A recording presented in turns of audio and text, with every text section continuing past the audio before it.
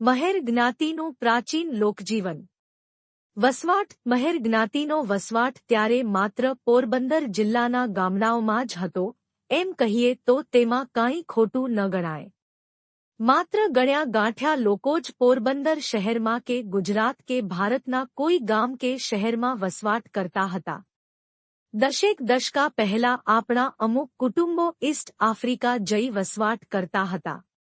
ઉપરાંત માલદેવ બાપુએ પ્રસિદ્ધ કરેલ પુસ્તક મુજબ મધ્યપ્રદેશ અને રાજસ્થાનમાં પણ મહેરની વસ્તી છે.